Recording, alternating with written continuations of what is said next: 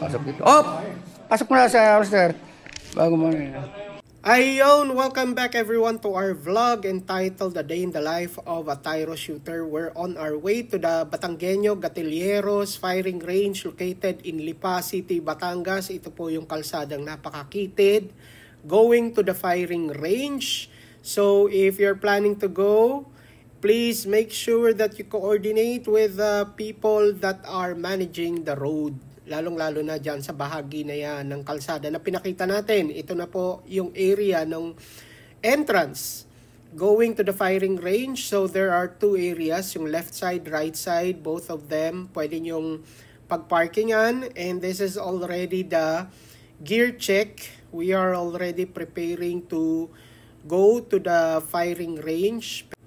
I would like to show you the environment surrounding the firing range. So itong area po na ito ay again sa parking area pa lang po ng actual firing range. So tignan ulit natin yung ating mga gears.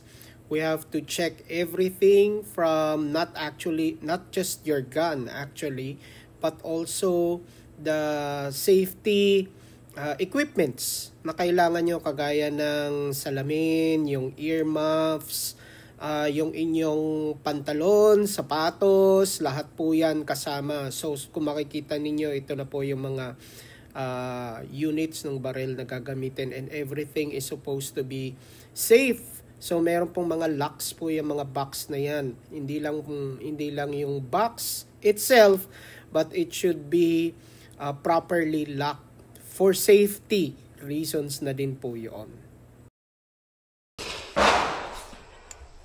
Andiyan yung magisintok sa ilalim.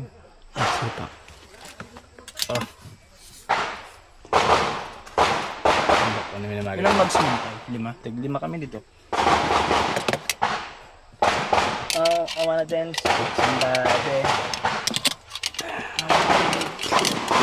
So for this event, we will be meeting with other teammates, specifically si Super Lolo. Yan po si Super Lolo. Kaya alam na ninyo kung bakit Super Lolo.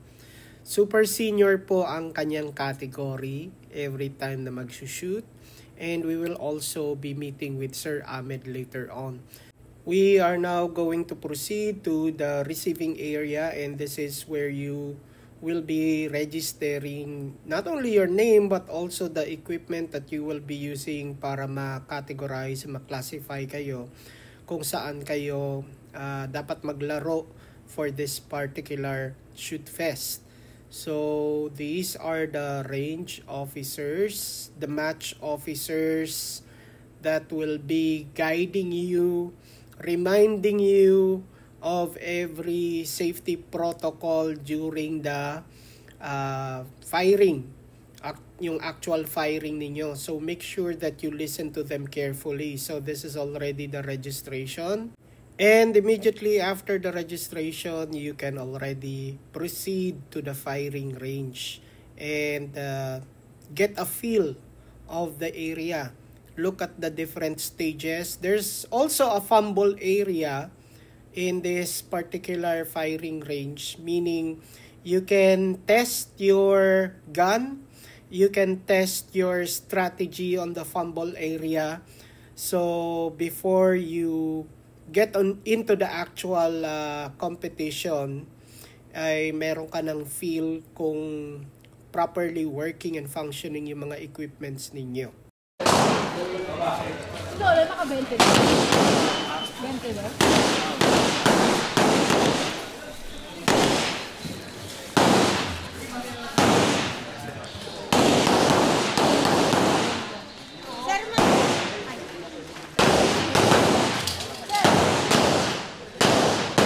Okay, the space in front of you is the fumble area. So ito po yung isa nating ka-teammate, si Sir Ahmed.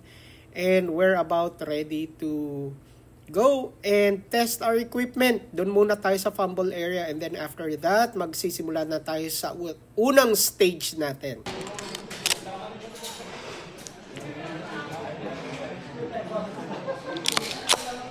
Firing.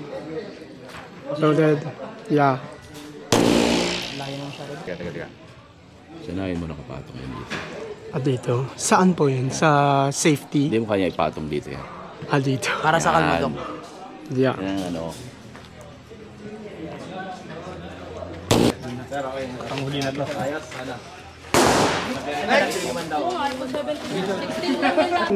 Sabi ko, Dok.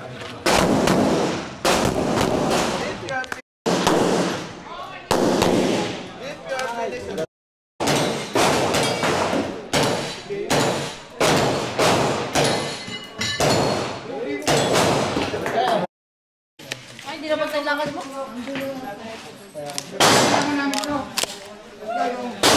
Oh, chamber load. Kailangan kayo sir start. Kailangan mag-start. Ito sa kaliwa. Are you ready? Ready?